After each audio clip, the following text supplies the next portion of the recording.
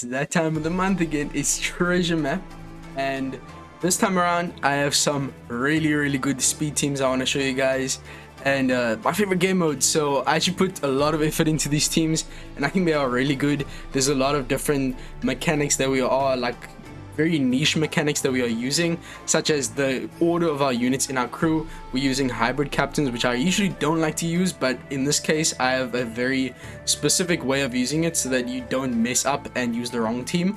We're also using teams that are going to fight the enemies in the mid map to make a super fast team. All of these teams are 1 special and 0 supports. One of them is no specials and no supports. That team is ridiculously fast, and I will be showing you demos so you can see how fast the specials are going to activate, so you can decide whether or not you actually want to be using these teams. Obviously, I'm going to be focusing more on points for the final boss and intrusion, because I mean, you do want to focus on points for the intrusion because you're going to be getting the most points there, and then for the mini bosses you're barely getting any points. So I mean, what's the point of multiplying 0 by 5x, because you're still going to get 0. So for the mini bosses, you want to focus on getting them out of the way as soon as possible. There's a lot of different concepts that are used when making good treasure map teams, so if you are a beginner, don't worry, I'll try to explain this slowly and we can get straight into the video. I do have replacements, and I will be discussing each unit's position on the team and what they're doing as soon as possible, and as descriptively, or whatever you say, as comprehensively as possible. So let's get straight into the video. Make sure to like and subscribe if you want to see more treasure map content in the future. I will be coming out with some more accessible teams, hopefully tomorrow, or maybe on the first day of the treasure map, where I'll show you guys free-to-play teams, fully free-to-play, like I love to do those teams, and show off how good the free-to-play characters in this game are. These teams, however, are not accessible in my opinion. They don't use any of the new badge, of course, and they also don't use the 6+ lore. So I know a lot of people might not have the skulls for lore from the recent Kizuna. So if you are one of those people like me, then make sure you watch this video, because a lot of people are using that 6+ lore. I don't have him, so I am using alternative options. A lot of level limit break that we are using, so if you don't have a lot of that, then you might want to click off the video. I will have a timestamp right here to show you where you can go if you want to just see the speed demos, so you can see if you really want to use the teams or not.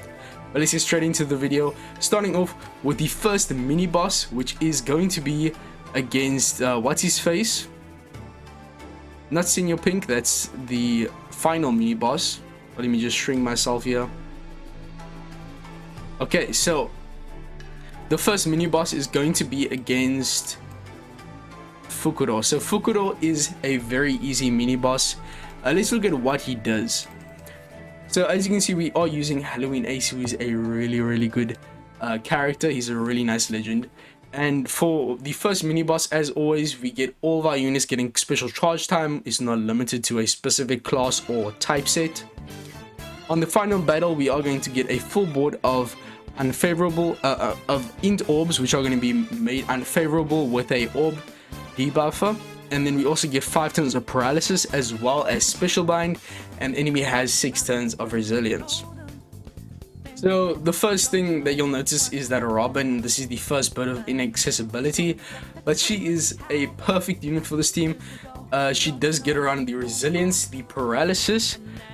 The captain ability of Ace is getting around the special bind, and then we also get around we also get a color affinity of 2.5x from Robin's special, and also give the enemy minus 10% resistance to Dex characters, cerebral characters, and fighter characters. So if they fulfill all 3 of those requirements, you get a minus 30% resistance, which means you get a bit of extra damage when using those characters.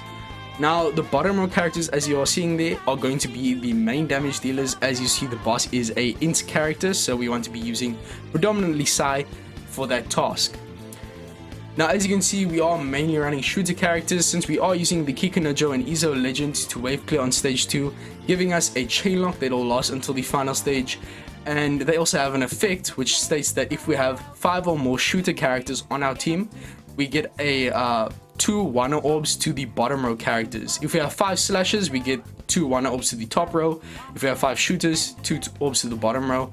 In this case, we are working with the latter, and we are getting nice Wonder Orbs for our main damage dealers. So for treasure map teams, the sweet spot is having 2 main damage dealers.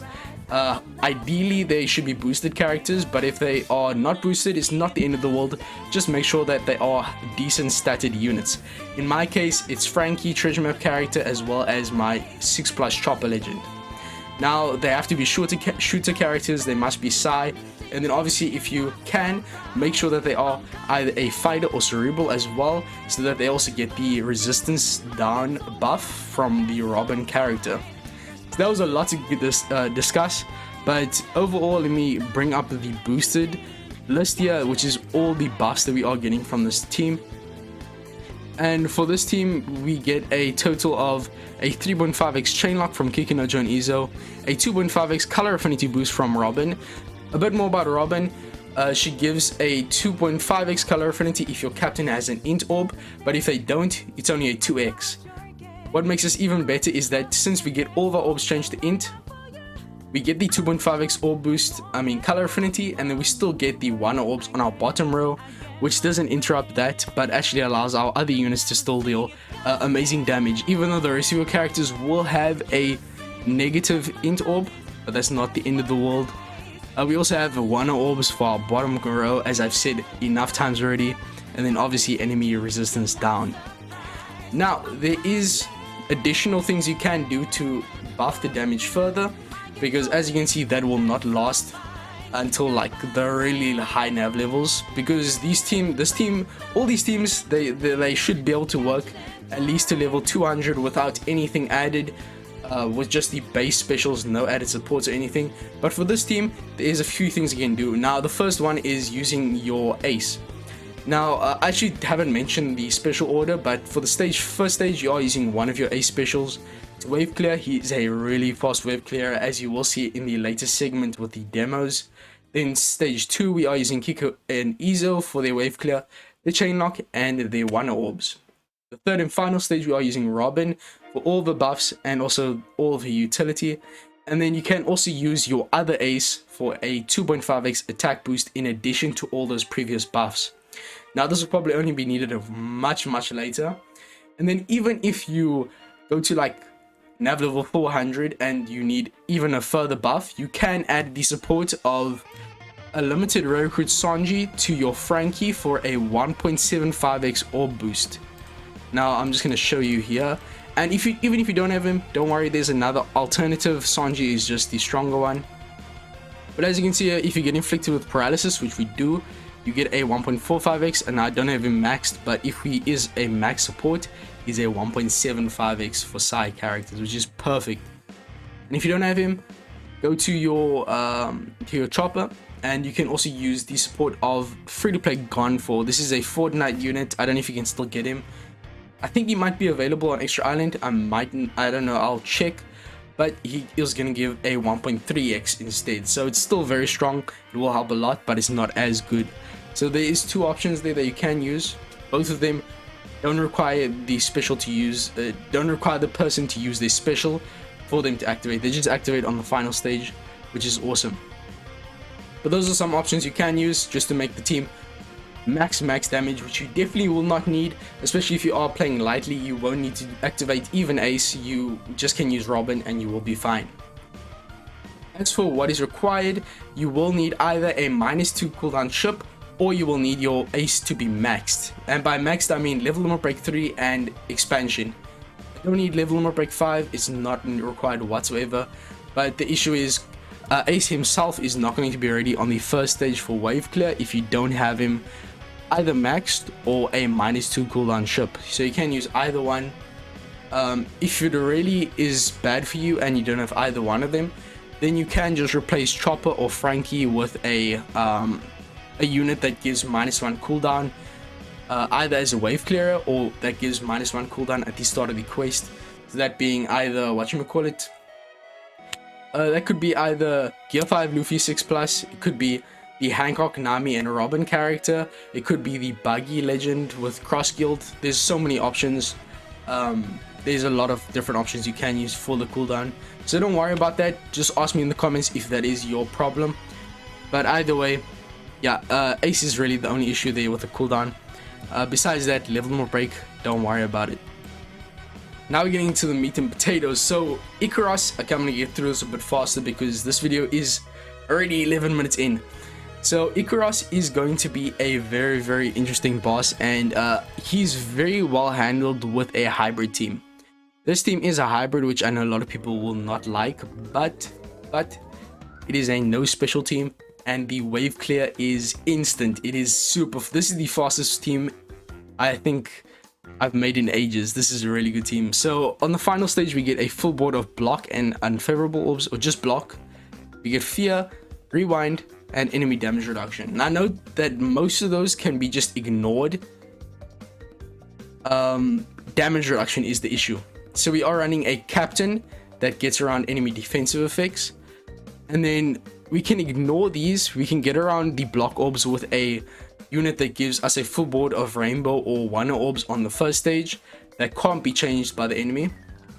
And also a benefit of them not being able to change the orbs is that it also makes the enemy's preemptive a bit quicker. And that's another thing you have to note, is that when you are making treasure map teams, you want to try and make the enemy's preemptives as quick as possible, because they can do a lot of things, and it can be it can get quite long and waste a lot of time. So if you do have orbs that are unchangeable, it will save a teeny bit of time because the enemy can't do anything, and they won't. We have Cremate Fear and Special Rewind. We can ignore that, as I said before. So we are going to go into the fight with Neko Mamushi, and then you'll select your Bandai captain or any captain that is Neko Mamushi as your friend helper. And the good thing about, let me just explain the psychology behind this. So Icarus here, as you'll see, as you'll go into your fight, your crew selection, you'll see that you only have one character, and you'll realize, okay, now I need to scroll to the proper team. If you have the proper team here, and then the Neko Mamushi in the bench, then you'll see a full team, and you won't mentally understand that you have to go and change to another team. So it's a bit weird to explain, but using Neko Mamushi here is the best option. And then go into your friend helper selection, and then you'll see that you need to go and change to another team. And then you can scroll to the left here to this team, which is the proper one, and you'll have your Kuzan as your captain.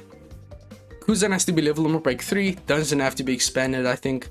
Maybe for the cooldown, but I'm not too sure. I think you actually do need to have him expanded as well for the cooldown. But how this team works is stage 1, we are going to be using Kuzan for his wave clear very, very fast. And then stage 2, Kid and Law, wave clear, chain boundary, and chain growth rate boost. And it works really fast. You need to have a striker or cerebral captain with Kid and Law. So that's why we are running Kuzan as a captain, because Cat Viper does not have one of those classes. Besides that, we have that one Pirating Adventures character, forgot his name, the guy with the mask, Maza, I think. And then Luffy and Ace, just anyone who is going to be a shooter character that's going to allow you to deal damage as a dex unit. And then we also have, what's his face, Hiyori? Yeah, Hiyori. She is there for the block, for the one orb, so we can resist the block orbs and also have a nice damage boost. And then obviously Kuzan is going to give the instant 2x attack and orb boost on the final stage.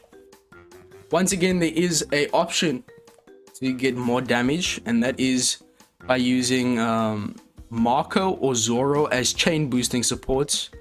You can use Marco on Luffy, that's a 0.7 chain boost, and then you can also use Lucci on one of your shooter characters for a 1.5x color affinity. That's why I said you should use shooter characters for your additional damage dealers, so that they can get the Lucci color affinity. However, I don't think that's ever going to be required. I mean, let's be real, without any supports, no specials, you already have a 2x attack and orb boost, 1 orbs, a chain growth rate boost, and a chain boundary effect. You really don't need anything more, but if you are going to those higher nav levels, then that is an option for you. And as I said before, Kuzan level limit break 3 is required, and you might need this expansion for cooldown. Even if you don't have Kuzan expanded, don't worry, just replace either what's his name, Maza, and or Luffy and Ace, one of them for a wave clearer. Anyone else can work as well, but Kuzan is the most efficient. That was a mouthful, but let's get straight into the third team, which is the mid-map fight. You're going to be fighting this character, this mini boss, always in the middle of your map Yo, I can't speak. Anyway, so this is a very, very fast team. Stage 1, Roddy and BB, which is the Sulong pirates there, as you can see. They are good wave clearers, and they also give a turn of cooldown. Stage 2, Izo, turn of cooldown, wave clear. Final stage, Roger. And you're probably gonna need to use both of your Rogers, because I doubt Sasaki will have less than 1.5 million health. So you need to use both of your Rogers.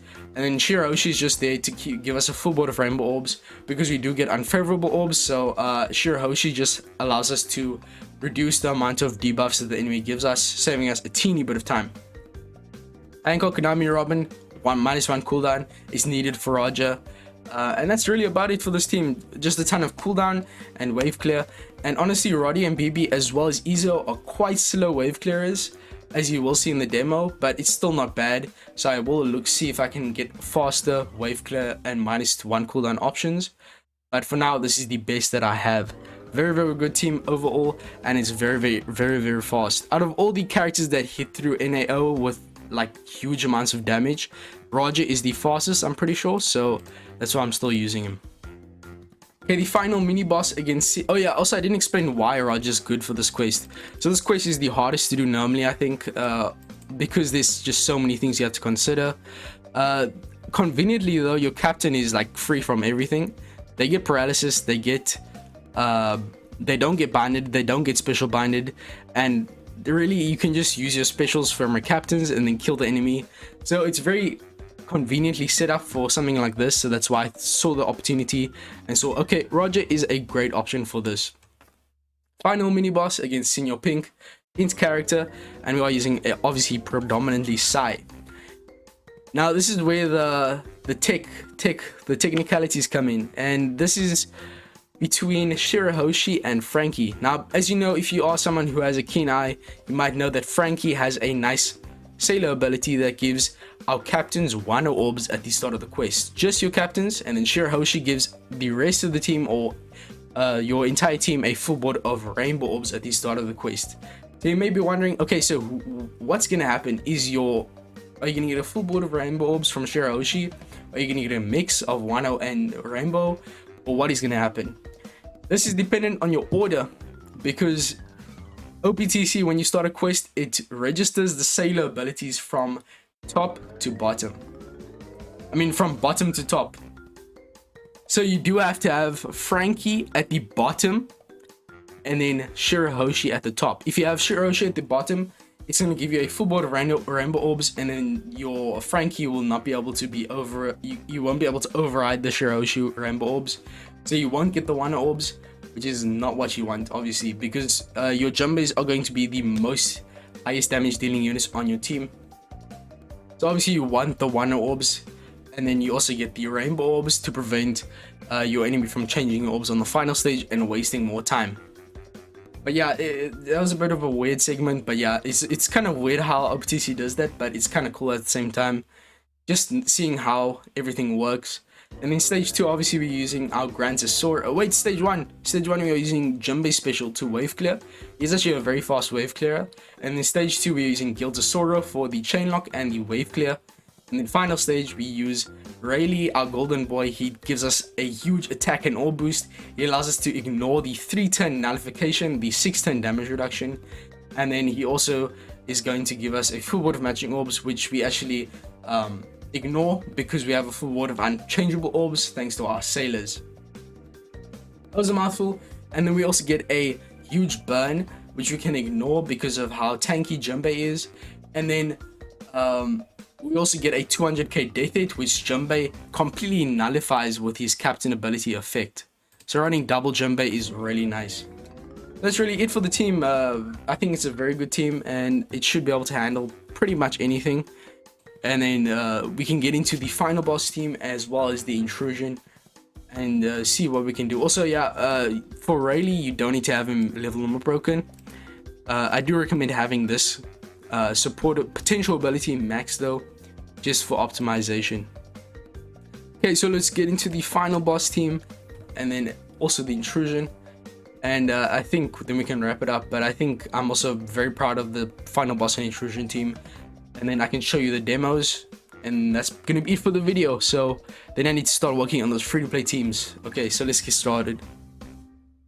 Okay, so taking a look at the final boss against Spandam.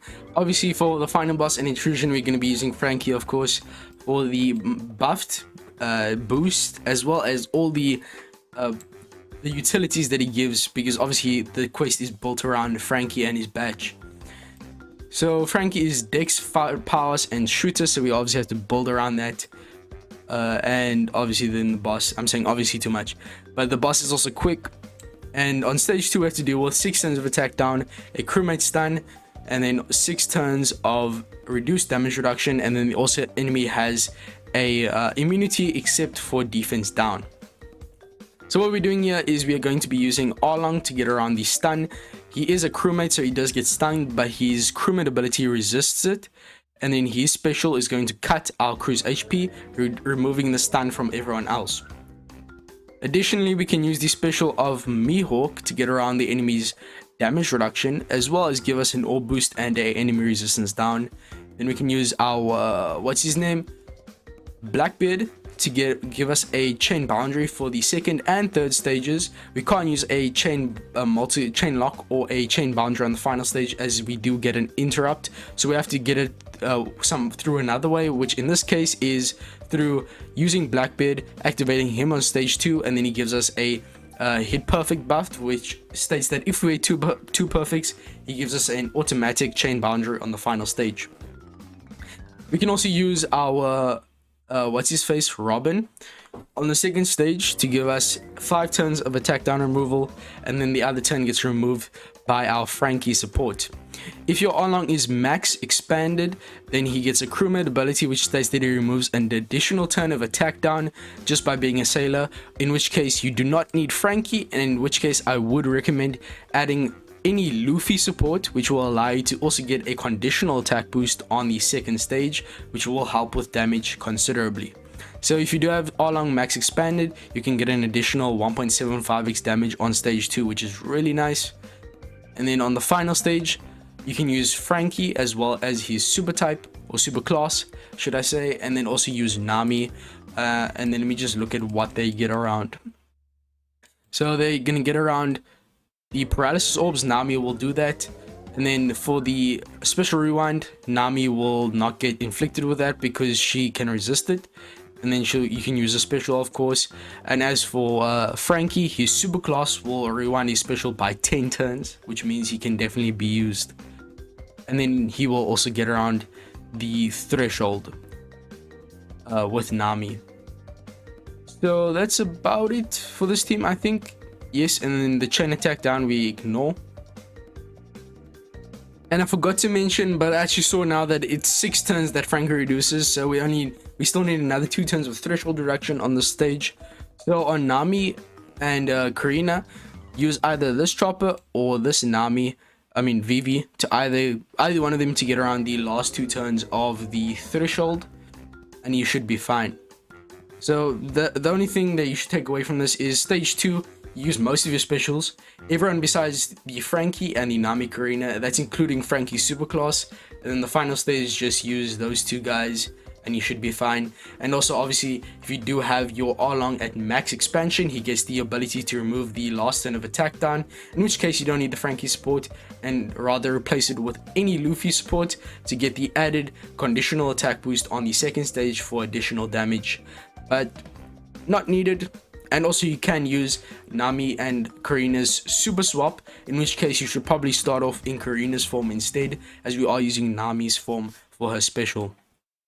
The intrusion here with a teeny bit of less of a boost, but it's still pretty good. We are using Mr. 3 Bondclay as a captain, just a nice universal captain that's going to allow us to get around block orbs, which is really nice. That's all we really need. So how this team works is stage 2, and of course we are using our Frankie as a friend captain. Stage 2, we get a full board block orbs, we get a 20k burn per hit instant, and a 410 enemy defense up, as well as enemy immunity except paralysis. So stage 2 here, what we are going to be doing is we're going to be using the special of our Frankie on stage 2 actually. He's going to extend his own color affinity to 3 turns, meaning we still have it on the final stage. And he's going to get around all 4 turns of the enemy defense up. Then we're going to be using the special of Arlong and Mihawk. I mean, they both don't do anything on this team. I'm being really honest here. They just there for boost. So there is a lot of flexibility here. But they're both going to be blown away on the final stage, so it doesn't really matter. Just use them if you want for more damage on stage 2. Then on the final stage, we get a 6-turn enemy defense up. Damage reduction. And we are using Frankie to get around 5 of those turns. Now the thing is, if you get rid of all 6 turns of that damage reduction with a special, then you will get interrupted and the enemy will get another 6 turns of damage reduction. So to get around this, we are going to get rid of the damage reduction with the super class of your friend captain Frankie. So we're getting around the 5 of the 6 turns with our own Frankie, and then we're going to get around the last turn with the super class. And then of course you can also use your Frankie again. Actually no, he's going to be special binded, don't worry about that. Actually, you know what? First use Jumbe. He's going to get around the paralysis, he's going to get around the special bind, and then he'll release our friend captain Frankie from the special bind, and he can use his special again for added buffs. And of course you can use Bonclay's super class for a chain lock in addition to all that, so we have a decent damage multiplier. So I'm pretty happy with this team. It could be better, it could be worse. We don't really have much of an orb boost or an attack boost, so you can deal with that with supports if you want. That's basically it. That's really it for the teams, guys. I'm pretty happy with this time around. Hopefully these teams all work as planned. I have done this thoroughly, so I'm pretty sure I've gotten all the cooldowns right and all the abilities. I've tested it a bit. But yeah, roll the demos, and then I'll see you guys in the next one. Peace, and I'm out. And also ask for replacements if you do need them in the comments down below. But I'll see you guys in the next one. Peace, and I'm out.